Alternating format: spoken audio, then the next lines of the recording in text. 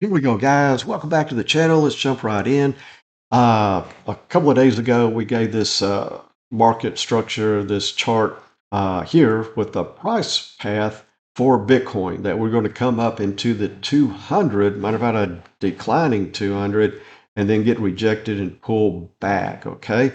Now let me fast forward to today's chart, and that is when we posted the one you just saw. And then here we are, getting potentially rejected here at the 200.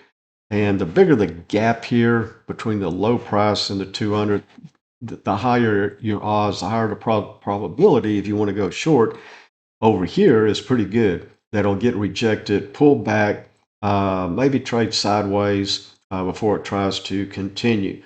All right, the main purpose of this video is to, compare thesis of the 4-year cycle to, my current thesis. And okay, the 4-year cycle people thesis regarding the two bear flags, number one, started with this one. Okay, and if you notice, I found this very, very interesting. From the low here to the high, and then the validation, confirmation of the breakdown here at the blue arrow only lasted 69 days. That's pretty quick from low to high to the breakdown. Okay. But guess what? Okay. Over here from the low to where we are now, 89 days. I mean, going on 3 months, and we still haven't broken this alleged bear flag. Okay. Now, when does I believe the bear flag now is invalid? Okay. It no longer is in the equation. The reason being is that we've broken out of it. Now, according to classical technical analysis, once you break resistance, see all through here, resistance, once you break it, you come back, retest it to see if it then holds support. Okay. And what the bears are doing, each time the price goes up, they're raising the flag.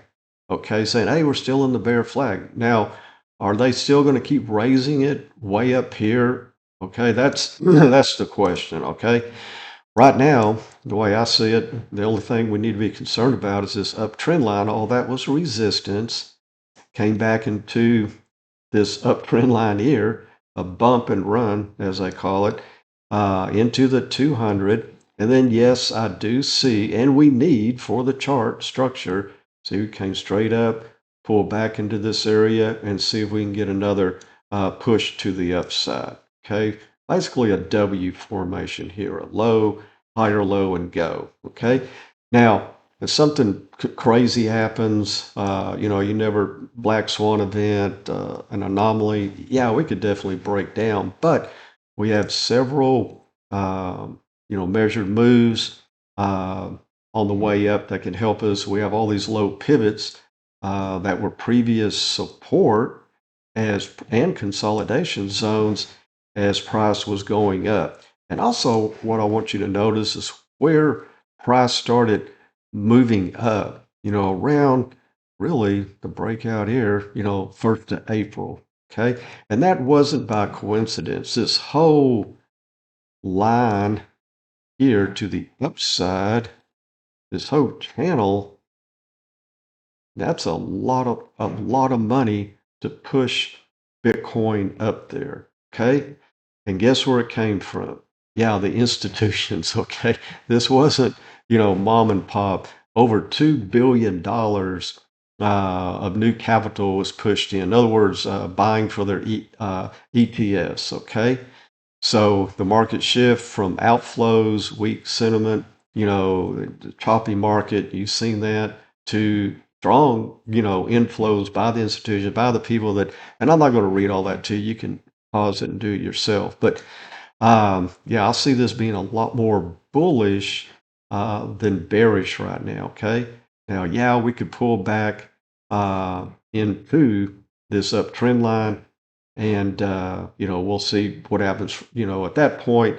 But I don't see us breaking this whole structure here, okay, that they took, over 2 billion, you know, dollars, putting it into their ETS. And what are they going to do? Go, okay, well, we did it for 1 month. We're done. We're just going to let it collapse.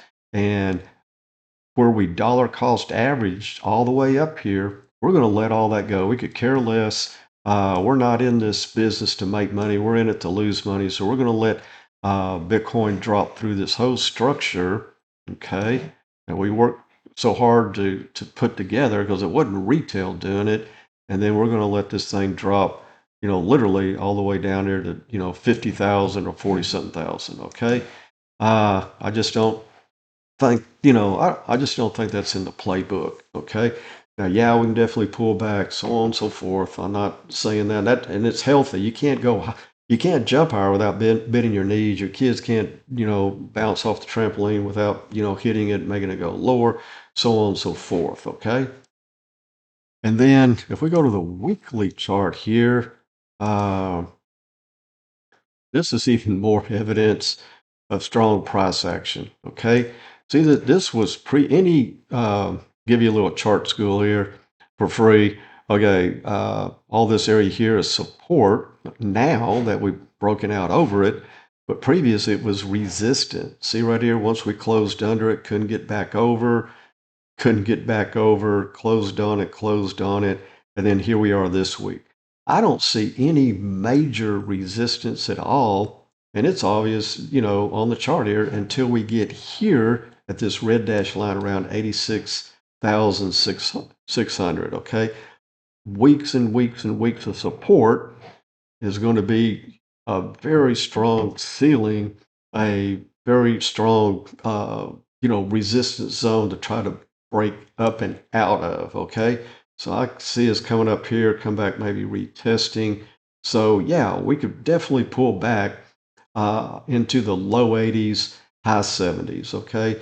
So that's my deal. I think worst case scenario, we come back into the high 70s, whether that's 77, 78, 76, whatever, and then make a final run at trying to get up and over that 86,006. That's really where I see the majority of the shorts getting in. Okay, if they know anything about the charts. Okay, and then another positive deal for the bulls. We finally broke out of this, several months here, going back to October 2025. And then here we are, the middle of April when we broke out, the week of the 20th above that down trend line there. Okay, then kind of comparing, okay, I'm saying 86.6 is going to be a real tough zone to get through. And then if we go back to the daily, see, we got to overcome the 200 first. So yeah, that 86.6 is way up here at the top of this, basically, around here, the top of this trend line there. So yeah, I could easily see us hitting that, coming back and holding the 20, come back, hitting, this bottom trend line in the, high 70s, maybe mid 70s. Did 60 slip out? Okay. And then bouncing up there. Okay. But guys, I don't want to wear you out. This video is long enough. Appreciate you watching. If you want to, learn more about this stuff and doing it on your own, so you don't have to get, read other people's, comments on X, or be able to look at a chart and say, okay, that guy's right, that guy's crazy, that guy's wrong.